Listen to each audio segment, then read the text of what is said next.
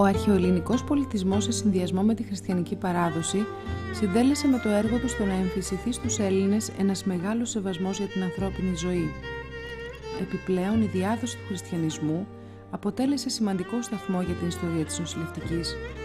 Εκφραστές αυτών των ανθρωπιστικών αντιλήψεων ήταν κυρίως γυναίκες, αλλά και πολλοί άνδρες μοναχοί που παρήχαν φροντίδα στους πάσχοντες, τους γέροντες και τους αναξιοπαθούντες.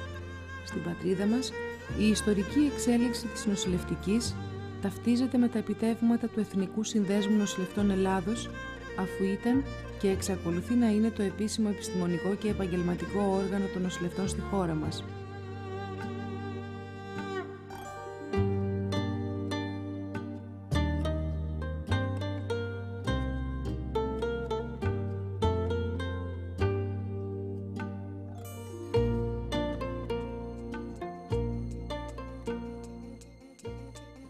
Οι πρώτες σοβαρές προσπάθειες για τη συγκρότηση ενός υγειονομικού συστήματος στον ελληνικό χώρο συντελέστηκαν μετά τους απελευθερωτικούς αγώνες των Ελλήνων κατά των Οθωμανών. Γύρω στο 1878 στην Ελλάδα λειτουργούσαν 12 νοσοκομεία που είχαν στελεχωθεί κυρίως από πρακτικές νοσοκόμες, γυναίκες χαμηλού μορφωτικού επίπεδου που ασκούσαν το νοσηλευτικό επάγγελμα για βιοπορισμό. Παρόλο που η έλλειψη εκπαιδευμένου νοσηλευτικού προσωπικού είχε αναγνωριστεί από την πρώιμη φάση της ίδρυσης του ελληνικού κράτους, η πρώτη νοσηλευτική σχολή με τετράμηνη διάρκεια φοιτησης ιδρύθηκε μόλις το 1874 και άρχισε να λειτουργεί τον επόμενο χρόνο. Στον Ελληνοτουρκικό πόλεμο του 1897, νοσηλευτική φροντίδα στους τραυματίες προσέφεραν κυρίως εθελόντριες, ενώ παράλληλα εισήχθη ο θεσμός της επιμισθώ αδελφής νοσοκόμου στις ένοπλες δυνάμεις.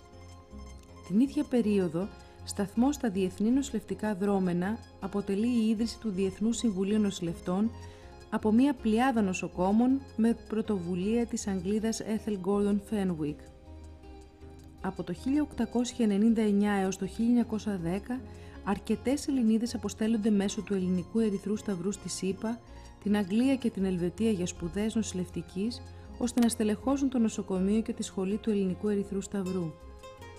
Δυστυχώς, οι Βαλκανικοί πόλεμοι και ο Πρώτος Παγκόσμιος Πόλεμος ανέστηλαν τα σχέδια αυτά και μοιραία την ανάπτυξη της νοσηλευτικής στη χώρα μας. Η μικρασιατική καταστροφή είναι πλέον οδυνηρή πραγματικότητα. Η ελληνική κοινωνία ζει καθημερινά το δράμα και την αγωνία της επιβίωσης 1,5 εκατομμυρίου προσφύγων. Η ύπαρξη επιπλέον νοσηλευτικού προσωπικού προβάλλει ως επιτακτική ανάγκη. Ο πατριωτισμός είναι στα ύψη και οι νοσηλεύτριες βρίσκονται από την πρώτη στιγμή στους πρόχειρους καταβλισμούς, προσπαθώντας να απαλύνουν την οδύνη και τα προβλήματα των εξαθλιωμένων Ελλήνων. Μέσα σε αυτό το κλίμα εθνικής δοκιμασίας και ανεβρασμού, μια μικρή ομάδα νοσηλευτριών ενώνουν τις ελπίδες τους σε ένα κοινό όραμα που αποτέλεσε ορόσημο για την πορεία της ελληνικής νοσηλευτικής κοινότητας. Σήμερον, ημέρα Πέμπτην και ώραν Τετάρτην μετά μεσημβρίαν, συνήλθομεν άπασε εν Αθήνες διαμένουσε διπλωματούχοι νοσοκόμοι, απόφοιτοι σχολών νοσοκόμων Βορείου Αμερικής και Εξελβετίας, τη υποδείξη του Διεθνού Συμβουλίου των Νοσοκόμων και κατόπιν ληφθήσης αποφάσεως αυτού κατά την Κοπεχάγη της Δανίας το έτος 1922 Διεθνές Συνέδριον. Συνεσκέφθημεν δια την ίδρυση και εις την Ελλάδα Συνδέσμου Διπλωματούχων Νοσοκόμων με έδρα την πόλη των Αθηνών. Απεφασίστη όπως σκοπός του συνδέσμου τούτου είναι η πρόοδος της νοσηλείας, η αμοιβαία βοήθεια των μελών αυτού, η προαγωγή των συμφερόντων του επαγγέλματος της νοσηλείας. Η ως άνω σκέψης γίνεται αποδεκτή και αποφασίζεται όπως ο τίτλος του συνδέσμου είναι Σύνδεσμος Ελληνίδων Νοσοκόμων. Γίνονται ακολούθως αρχιερεσίες και εκλέγονται η Κλεονίκη Κλονάρη ως πρόεδρος, η Μαρία Ζάκα ως αντιπρόεδρος, η Ζηνοβία Μπόλα ως γραμματεύς, η Μαριάνθη Λεκατσά ως ταμείας και μέλη η Μυρσίνη Ανέστη, η Ελένη Γκλεζάκη, η Ελευθερία Πατέρα, η Πάτη Τσικλή, η Μαργαρίτα Χρυσάκη, η Σοφία Χρυσάκη και η Λότη Τσάρα. Αποφασίζεται πως συνεδριάσεις γίνονται άπαξ του μηνός και η ετησία συνδρομή είναι δραχμάς 25 και όπως η ίδρυση του Συνδέσμου Ελλήνων Νοσοκόμων αναγγελθεί στο Διεθνές Συμβούλιο Νοσοκόμων όπως και εις διαφόρους εθνικούς συνδέσμους νοσοκόμων. Τα πρακτικά της ιδρυτικής αυτής συνεδρίασης αποτελούν και το πρώτο καταστατικό του συνδέσμου, ενώ επίσημη αναγνώρισή του ως επαγγελματικού σωματείου γίνεται από το Πρωτοδικείο Αθηνών στις 28 Ιανουαρίου του 1924. Η Κλεονίκη Κλωνάρη διετέλεσε πρόεδρος του σωματείου για μία δεκαετία, για να ακολουθήσουν η Μαργαρίτα Χρυσάκη, η Ευρυδίκη Αποστολάκη, η Εκατερίνη Νικολάου, η Ελένη Πετραλιά, η Αθηνά Μεσολορά, η Ελένη Πατρινέλη, η Σταυρούλα Παπαμικρούλη, η Βασιλική Λανάρα και η Ελισάβετ Χαραλαμπίδου. Μετά την πάροδο 5 ετών από την ίδρυσή του, ο σύνδεσμος αριθμούσε 45 μέλη. Παρά των νεαρών της ηλικίας του, πληρούσε τα απαραίτητα κριτήρια για την εισδοχή του στο Διεθνές Συμβούλιο Νοσοκόμων, τα οποία αφορούσαν κυρίως το επίπεδο εκπαίδευσης και οργάνωσης. Η επίσημη εισδοχή γίνεται στο Διεθνές Συνέδριο Νοσηλευτικής στο Μόντρεαλ του Καναδά. Το σύνδεσμο εκπροσώπησε η αείμνηστος Αθηνά Μεσολορά.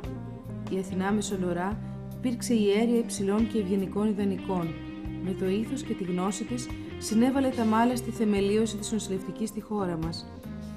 Στους νεότερους χρόνους της ιστορίας της ελληνικής νοσηλευτικής, με αφετηρία τη δεκαετία του 40, παρατηρείται η προσπάθεια αναβίωσης της ορθόδοξης χριστιανικής παράδοσης με την παροχή έμπρακτης αγάπης των πλησίων, που οδήγησε στην παροχή νοσηλευτικής φροντίδας από γυναίκες που δεν ήταν μεν μοναχές, ζούσαν όμως σε χριστιανικές αδελφότητες και όπως ήταν φυσικό πήραν με τα χρόνια τον έλεγχο των μεγάλων νοσοκομείων στα χέρια τους και ανέλαβαν τη διοίκηση του ΕΣΝΕ.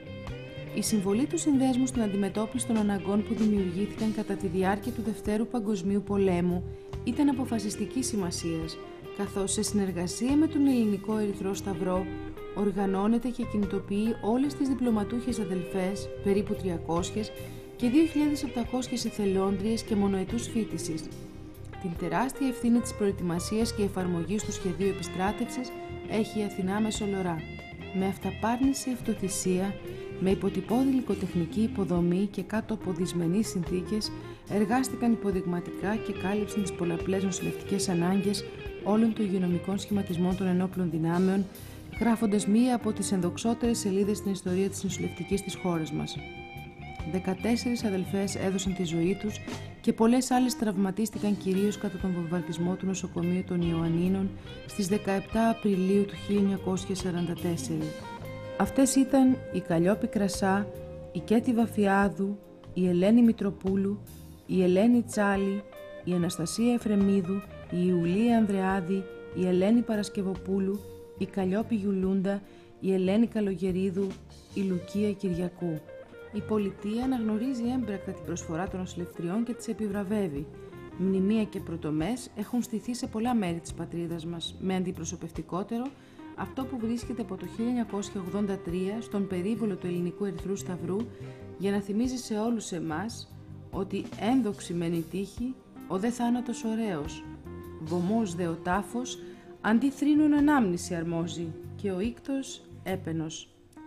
Σχεδόν 40 χρόνια μετά από την ίδρυσή του το 1962, το Διοικητικό Συμβούλιο του Συνδέσμου εγκαινιάζει την τακτική επαφή με τα μέλη του μέσω ενός εντύπου δελτίου με άρθρα νοσηλευτικού περιεχομένου, ανακοινώσεις και άλλα ενημερωτικά θέματα.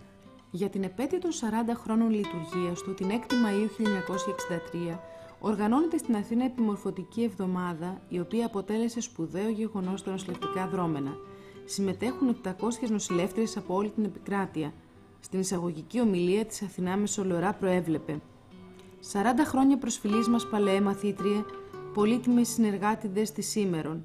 Σας παραδίδομεν το έργο μας δια μια νέα δεκαετία με προσπλήρωση της πεντηκονταετίας.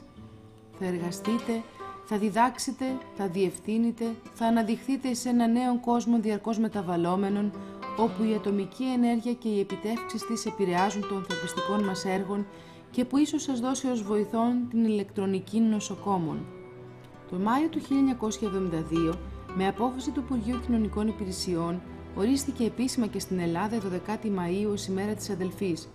Η τότε πρόεδρος του Συνδέσμου, Ελένη Πατρινέλη, τονίζει μεταξύ άλλων: «Είμαι υποχρεωμένη να καταστήσω γνωστό ότι η νοσηλευτική στην Ελλάδα χρειάζεται μεγαλύτερη αναγνώριση και συμπαράσταση του έργου της, δια να δυνηθεί να ανταποκριθεί στις δικαίες απαιτήσεις του Έλληνα πολίτου. Σταθμοί στη νεότερη ιστορία του Συνδέσμου αποτελούν μερικά νομοθετήματα που αφορούσαν στην άσκηση του νοσηλευτικού επαγγέλματος στη χώρα μας. Το 1948 κατοχυρώνεται ο τίτλος και το έργο της διπλωματούχου αδελφής νοσοκόμου, ενώ το απολυτήριο εξαταξίου γυμνασίου θεωρείται απαραίτητο προσόν για την εισαγωγή στις σχολές διπλωματούχων αδελφών νοσοκόμων. Αρκετά χρόνια αργότερα, το 1960, το Ίδρυμα Κρατικών Υποτροφιών, μετά από πιέσεις του Συνδέσμου και του τότε Προέδρου του Ελληνικού Ερυθρού Σταυρού Γεωργακόπουλου, άρχισε να χορηγεί ετήσιες υποτροφίες σε νοσηλεύτριες. Στη συνέχεια, ακολούθησε η αναγνώριση των διπλωματούχων αδελφών νοσοκόμων ως υπαλλήλων πρώτης κατηγορίας. Όμως είναι άξιο σχολιασμού ότι η επίσημη ανέλυξή του στο βαθμό του Διευθυντή Α γίνεται πραγματικότητα 8 χρόνια αργότερα. Σε ένα βαθμό, το γεγονός αυτό αντανακλά την απαξιωτική εικόνα που είχε η ελληνική κοινωνία για το νοσηλευτικό επάγγελμα, εικόνα που μάλλον είχε σχέση και με την κοινωνικά υποδεέστερη θέση του γυναικείου φύλου. Απαιτήθηκαν 23 χρόνια αγώνες και προσπάθειες για την πολυπόθητη ίδρυση του Τμήματος Νοσηλευτικής του Πανεπιστημίου Αθηνών, που άνοιξε τους δρόμους της επιστημονικής γνώσης, έρευνας και τεκμηρίωσης στη νοσηλευτική πρακτική, δίνοντας τη δυνατότητα σε δεκάδες νοσηλευτών να αποκτήσουν μεταπτυχιακούς τίτλους. Την επόμενη δεκαετία καθιερώνεται σε όλα τα νοσοκομεία της χώρας η νοσηλευτική διεύθυνση με επικεφαλής διευθυντή νοσηλευτή, ενώ το αίτημα των νοσηλευτών για καθιέρωση νοσηλευτικών ειδικοτήτων γίνεται πραγματικότητα 2 χρόνια μετά, όπου ορίζονται οι ειδικότητες της παθολογικής, της χειρουργικής, της ψυχιατρικής και της παιδιατρικής νοσηλευτικής. Στο ίδιο διάταγμα καθιερώνεται και ο τίτλος ως νοσηλευτής και νοσηλεύτρια. Με νεότερα διατάγματα ιδρύθηκε το Εθνικό Συμβούλιο Ανάπτυξης Νοσηλευτικής, το ΕΣΑΝ, με σημαντικές αρμοδιότητες που αφορούν στο νοσηλευτικό επάγγελμα και στην ανάπτυξη της νοσηλευτικής στη χώρα μας. Τον Ιούνιο του 2001, τα τεχνολογικά εκπαιδευτικά ιδρύματα κατατάσσονται στην ανώτατη εκπαίδευση, γεγονός που αποτελεί ένα πρώτο σοβαρό βήμα στην ενοποίηση της νοσηλευτικής εκπαίδευσης. Τον Ιούλιο του ίδιου έτους συγκροτείται και ο Κώδικας Νοσηλευτικής Δεοντολογίας, που θέτει την άσκηση του νοσηλευτικού επαγγέλματος μέσα σε σύγχρονα ηθικοδεοντολογικά πλαίσια. Η ροή των νομοθετικών τροποποιήσεων οδηγεί και σε ανάλογες προσαρμογές της επωνυμίας του Συνδέσμου.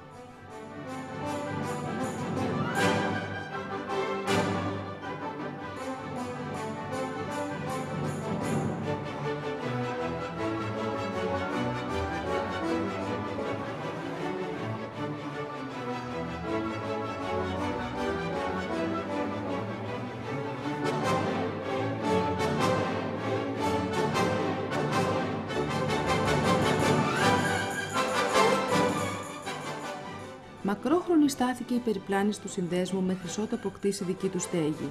Ξεκίνησε από κάποιο γραφείο του Υπουργείου Υγείας και μετά της Χριστιανικής Ένωσης Νέων δίπλα από τα παλαιά Ανάκτορα. Κατόπιν στεγάστηκε στο Αμφιθέατρο Θεραπευτηρίου Ευαγγελισμός και στο Υγειονομικό Κέντρο Αμπελοκήπων, στη συνέχεια σε γραφείο στη Λεωφόρο Αλεξάνδρας 196 και να ακολουθήσει η Κρατική Σχολή Αδελφών Επισκεπτριών και Νοσοκόμων, μετά στην Οδό Βασιλείας Σοφίας 39, σε ένα γραφείο στο ξενοδοχείο Νέα Αγγλία στο Σύνταγμα, το οποίο παραχώρησε στο σύνδεσμο Εμείς Μπάγκαλεϊ, και υψηλά το 33 στο Κολονάκι. Μετά από 30 χρόνια μετακομίσεων, το 1973 ο σύνδεσμος απέκτησε μόνιμη στέγη στους Αμπελοκήπους, στο νούμερο 2 της Μεσογείων, στο Γ κτίριο του Πύργου Αθηνών, στο 2ο όροφο. Τα γραφεία αυτά, συνολικής επιφάνειας 206 τετραγωνικών μέτρων, είναι ευγενική παραχώρηση της εργατικής εστίας. Στο χώρο αυτό υπάρχει διαμορφωμένη αίθουσα με δυνατότητα χρήσης εποπτικών μέσων για τη διενέργεια ομιλιών, διαλέξεων και μαθημάτων. Επίσης, λειτουργεί μη δανειστική βιβλιοθήκη, στην οποία διατίθενται όλα τα τεύχη του περιοδικού Νοσηλευτική, τα πρακτικά συνεδρίων καθώς και αρκετά ελληνικά και διεθνή συγγράμματα. Η γραμματεία του ΕΣΝΕ έχει την ευθύνη της υποστήριξης του έργου του Διοικητικού Συμβουλίου καθώς και της λειτουργίας των γραφείων. Τα μέλη του Συνδέσμου, περίπου 2.200, διακρίνονται σε τακτικά και αρρωγά. Ο Σύνδεσμος διοικείται από Συμβούλιο που εκλέγεται κάθε τετραετία. Το Συμβούλιο παρτίζεται από Πρόεδρο, Α και Β Αντιπρόεδρο, Γενική Γραμματέα, Ταμεία, Κοσμήτωρα και 5 μέλη. Συνεργάζεται με όλα τα περιφερειακά συμβούλια και τις τοπικές επιτροπές με σκοπό την επίτευξη των στόχων του Συνδέσμου. Σύμφωνα με το άρθρο 34 του καταστατικού, σε περιφέρειες ή πόλεις που κατοικούν ή εργάζονται τουλάχιστον 100 τακτικά μέλη, ιδρύεται περιφερειακό τμήμα, το οποίο διευθύνει πενταμελές περιφερειακό συμβούλιο με τετραετή θητεία. Σήμερα λειτουργούν τα τμήματα της Έδεσας, της Καβάλας της Θεσσαλονίκης, της Κρήτης, της Θράκης, της Αχαΐας και της Ηπείρου. Τα μικρότερα επαρχιακά τμήματα μετατρέπονται σε παραρτήματα. Τέτοια λειτουργούν στη Δράμα, στις Σέρρες, στην Κέρκυρα, στη Λάρισα και στη Λαμία. Σκοπός του συνδέσμου σύμφωνα με το καταστατικό του είναι η ανάπτυξη της νοσηλευτικής ως επιστήμης και τέχνης, η κατοχύρωση του τίτλου και του έργου των νοσηλευτών, ο καθορισμός ειδικών κριτηρίων για την άσκηση του νοσηλευτικού έργου, η εκπροσώπηση του κλάδου με την ελεύθερη και τεκμηριωμένη έκφραση απόψεων σε θέματα που αφορούν στο νοσηλευτικό προσωπικό και η συμμετοχή στο σχεδιασμό της υγειονομικής πολιτικής σε εθνικό και περιφερειακό επίπεδο, καθώς και η αντιπροσώπευση του κλάδου στο διεθνή νοσηλευτικό χώρο και άλλους διεθνείς οργανισμούς. Επίσης, η συσπήρωση και συνένωση όλων των νοσηλευτών με σκοπό την ανάπτυξη συναδελφικής αλληλεγγύης, αμοιβαίας κατανόησης, αλληλοβοήθειας και συνεργασίας για την αντιμετώπιση των εκάστοτε προβλημάτων του κλάδου, την ανύψωση του κύρους της κοινωνικής αποστολής και της ποιοτικής στάθμης του νοσηλευτικού έργου, με σκοπό την ηθικοκοινωνική και υλική δικαίωση της θέσης των νοσηλευτών, αλλά και την όσο το δυνατόν καλύτερη εξυπηρέτηση του κοινωνικού συνόλου. Σε επίπεδο εσωτερικής οργάνωσης, σύμφωνα με το άρθρο 32 του καταστατικού, ο Σύνδεσμος διαθέτει τομείς κατά νοσηλευτικούς κλάδους. Σκοπός των νοσηλευτικών τομέων είναι η συνεχιζόμενη εκπαίδευση και η μελέτη κοινών προβλημάτων που αντιμετωπίζουν οι εργαζόμενοι νοσηλευτές στους διάφορους τομείς, με στόχο την επαγγελματική ανάπτυξη των μελών και τη βελτίωση της νοσηλευτικής φροντίδας. Οι τομείς διευθύνονται από 5μελείς έως 7μελείς επιτροπές που εκλέγονται από τα μέλη του τομέα κάθε 4 χρόνια. Ο πρώτος τομέας που ιδρύθηκε ήταν ο ογκολογικός τομέας. Η απόφαση για την ίδρυσή του, με πρόοδο την κυρία Πισπυρίκου, καταγράφηκε στα πρακτικά της 30ης συνεδρίασης του ΕΣΔΝΕ στις 18 Νοεμβρίου του 1985. Η ανωδική ελληνική παρουσία στα ευρωπαϊκά δρόμενα της τελευταίας δεκαετίας αποτελεί μια αναμφισβήτητη πραγματικότητα, ενώ αξιόλογη θεωρείται και η συμμετοχή ομάδας του τομέα στο διακρατικό ευρωπαϊκό ογκολογικό ερευνητικό νοσηλευτικό πρόγραμμα Y-Scare το 1999. Η ενημέρωση των μελών του τομέα επιτυχάνεται μέσω των περιοδικών Ογκολογική Νοσηλευτική Σήμερα και Ογκολογική Ενημέρωση. Ο τομέας, μεταξύ άλλων, συνεργάζεται με την Ελληνική Αντικαρκινική Εταιρεία και την Εταιρεία Νοσηλευτικών Σπουδών. Ο τομέας επίγουσας και εντατικής νοσηλευτικής επανιδρύθηκε το έτος 1996. Αφού αρχικά κατέγραψε το είδος και τον αριθμό των κλινών των μονάδων εντατικής θεραπείας όλης της Ελλάδας και τον αριθμό του νοσηλευτικού προσωπικού που τις τελεχώνει, συνέχισε με μια σειρά εκπαιδευτικών δραστηριοτήτων, τις οποίες με το πέρασμα του χρόνου παρακολουθούν όλο και περισσότεροι νοσηλευτές. Ο τομέας συμμετέχει στη διοργάνωση πανελληνίων συνεδρίων και επιστημονικών ημερίδων εντατικής θεραπείας, καθώς και στα πανελλήνια νοσηλευτικά συνέδρια. Σε ερευνητικό επίπεδο είναι σε εξέλιξη μελέτη της τελέχωσης των μονάδων εντατικής θεραπείας, καθώς και της καταγραφής των νοσηλευτικών πράξεων. Ο τομέας εκδίδει τριμηνιαίο ενημερωτικό επιστημονικό δελτίο, ο Παλμός της ΜΕΘ, καθώς και άλλα εγχειρίδια. Ο τομέας κοινοτικής νοσηλευτικής πρωτοβάθμιας φροντίδας υγείας ιδρύθηκε τον Ιούνιο του 1995. Από τότε διοργανώνει ημερίδες και κύκλους μαθημάτων για τα μέλη του. Σε ευρωπαϊκό επίπεδο συμμετείχε στην ανάπτυξη προγράμματος και οδηγού συνεχούς εκπαίδευσης για νοσηλευτές στη δημόσια υγεία. Ακόμη, έχει καταθέσει προτάσεις για το ρόλο του νοσηλευτή πρωτοβάθμιας φροντίδας υγείας στο Υπουργείο Υγείας και Πρόνοιας. Ο τομέας αναισθησιολογικής νοσηλευτικής λειτουργήσε αρχικά ως τμήμα του τομέα μονάδων εντατικής θεραπείας. Οι ιδιαιτερότητες όμως της κλινικής πρακτικής του νοσηλευτή αναισθησιολογίας οδήγησαν στο διαχωρισμό του από τον τομέα μονάδων εντατικής θεραπείας και τη δημιουργία αυτοτελούς τομέα νοσηλευτών αναισθησιολογίας το 1996. Συμμετέχει με στρογγυλές τράπεζες στα πανελλήνια νοσηλευτικά συνέδρια, στα συνέδρια της Αναισθησιολογικής Εταιρείας, της Ελληνικής Εταιρείας Πόνου. Ο τομέας διοίκησης νοσηλευτικών υπηρεσιών συγκροτήθηκε το 1998 και διοργανώνει ημερίδες, διημερίδες και κύκλους εκπαιδευτικών μαθημάτων. Έχει επίσης καταθέσει προτάσεις για την τροποποίηση της στολής του νοσηλευτικού προσωπικού όλων των βαθμίδων και την καθιέρωση νέου έντυπου υλικού που θα απαρτίζει το νοσηλευτικό φάκελο. Ο τομέας εκπαίδευσης δημιουργήθηκε τον Νοέμβριο του 2000. Απαρτίζεται από νοσηλευτές που εργάζονται στο πανεπιστήμιο, στα ανώτατα τεχνολογικά ιδρύματα και στη δευτεροβάθμια εκπαίδευση, εκφράζοντας τις επικρατέστερες τάσεις σε θέματα νοσηλευτικής εκπαίδευσης. Ο τομέας ψυχικής υγείας επανιδρύθηκε το 2002, τα μέλη του οποίου εργάζονται στα ψυχιατρικά νοσοκομεία και στις ψυχιατρικές κλινικές των γενικών νοσοκομείων. Ο τομέας διοργανώνει ημερίδες και διαλέξεις και στόχος του είναι η εισδοχή νέων μελών, η συνεχιζόμενη εκπαίδευση και επιμόρφωσή τους για την εξασφάλιση ποιοτικής φροντίδας σε ασθενείς με ψυχικά νοσήματα. Μεταξύ των μέσων που χρησιμοποιούνται για την επίτευξη των σκοπών του συνδέσμου σε εθνικό επίπεδο είναι η οργάνωση ετήσιων πανελλήνιων νοσηλευτικών συνεδρίων που γίνονται σε διάφορες πόλεις της Ελλάδας, καθώς και η διοργάνωση διεθνών συναντήσεων. Ακόμη, ο Σύνδεσμος συνεργάζεται με τους αρμόδιους υπηρεσιακούς παράγοντες, με φορείς της τοπικής αυτοδιοίκησης και με άλλους επαγγελματικούς και συνδικαλιστικούς φορείς. Προσπαθεί να προβάλλει την νοσηλευτική στα μέσα μαζικής ενημέρωσης, διατυπώνοντας θέσεις και απόψεις για θέματα που απασχολούν το κοινωνικό σύνολο και έχουν σχέση με την υγεία. Σε διεθνές επίπεδο, ο Σύνδεσμος εκπροσωπείται σε όλα τα συνέδρια του Διεθνούς Συμβουλίου Νοσηλευτών που οργανώνονται αναδιετία και τετραετία σε διάφορες χώρες, όπως επίσης και σε όλες τις συναντήσεις και συνόδους των Ευρωπαϊκών Νοσηλευτικών Οργανώσεων και των Επιτροπών της Ευρωπαϊκής Ένωσης. Ως μέλος του Διεθνούς Συμβουλίου Νοσηλευτών, συνεργάζεται με τους διεθνείς οργανισμούς των Ηνωμένων Εθνών, όπως ο Παγκόσμιος Οργανισμός Υγείας, το Διεθνές Γραφείο Εργασίας και άλλοι. Επίσης, συνεργάζεται με τους εθνικούς συνδέσμους νοσηλευτών άλλων χωρών. Από το 1929 έως σήμερα, 2 ήταν οι Ελληνίδες που εξελέγησαν μέλη του Διεθνούς Συμβουλίου Νοσηλευτών. Πρώτη εξελέγει η κυρία Μαρία Ελευθερίου το έτος 1973, τότε αντιπρόεδρος του Συνδέσμου και γενική επιθεωρητής του Ελληνικού Ερυθρού Σταυρού στο 15ο Διεθνές Συνέδριο στο Μεξικό και ακολούθησε πολλά χρόνια αργότερα, το 1997, στο Βανκούβερ του Καναδά, η εκλογή της κυρίας Βασιλικής Λανάρα, τότε πρόεδρος του Συνδέσμου και καθηγήτρια της Νοσηλευτικής του Πανεπιστημίου Αθηνών. Ο ΕΣΝΕ, όπως έχει αναφερθεί, εκδίδει από το 1962 σε τριμηνιαία βάση ένα επιστημονικό περιοδικό, η Νοσηλευτική, το οποίο έχει υποστεί συνολικά 7 αναθεωρήσεις από την έκδοσή του μέχρι σήμερα. Η κάθε ανανέωση, τόσο της εμφάνισής του όσο και των κριτηρίων δημοσίευσης των εργασιών, αποσκοπεί στην εξασφάλιση επιστημονικής και σύμφωνα με τις διεθνείς προδιαγραφές παρουσίασης του συγγραφικού έργου των Ελλήνων νοσηλευτών.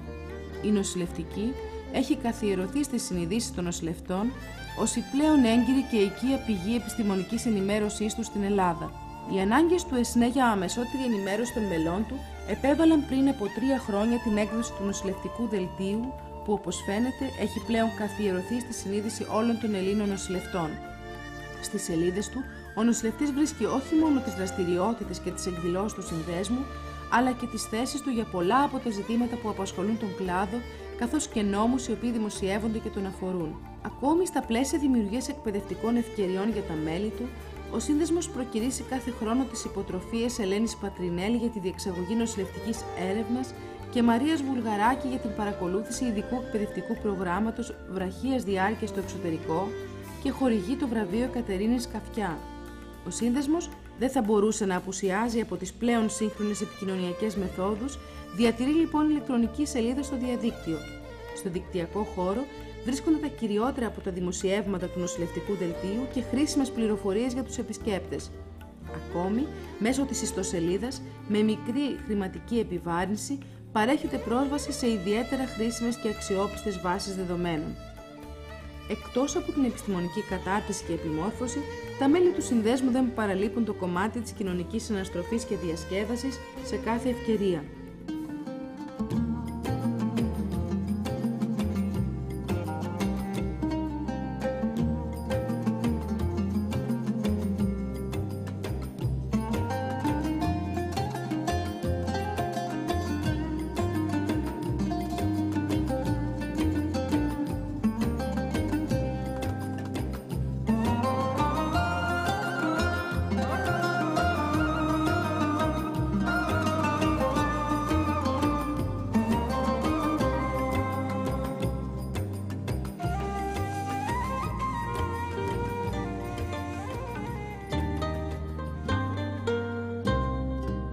Γιορτάζοντας το παρελθόν, διεκδικούμε το μέλλον. Δεν μπορούμε όμως να παραμείνουμε στις κατακτήσεις του παρελθόντος. Η διαδικασία της αλλαγής, της εξέλιξης και της προσαρμογής απαιτεί ευελιξία και σταθερότητα. Είναι ορατή η ανάγκη σφυριλάτησης ενός ανανεωμένου οράματος για τους νοσηλευτές και την νοσηλευτική που θα φέρει συγκίνηση και ενθουσιασμό όπως πριν από 80 χρόνια. Οι νοσηλευτές είναι πρόθυμοι και αποφασισμένοι να συνεχίσουν το ταξίδι της συναρπαστικής Οδύσσειας για τη δημιουργία ενός κόσμου που θα απολαμβάνει ένα υψηλό επίπεδο υγείας και θα αναγνωρίζει τον καταλυτικό τους ρόλο σε αυτό. Ο Εθνικός Σύνδεσμος Νοσηλευτών Ελλάδος, που αποτελεί τον φυσικό πόλο συσπήρωσης όλων των Ελλήνων νοσηλευτών, με την πολυετή ιστορία του, τις ποικίλες και συνεχώς αναπτυσσόμενες δραστηριότητές του και τη σταθερότητά του, αποτελεί την εγγύηση για την εκπλήρωση του οράματος και το μέλλον της ελληνικής νοσηλευτικής.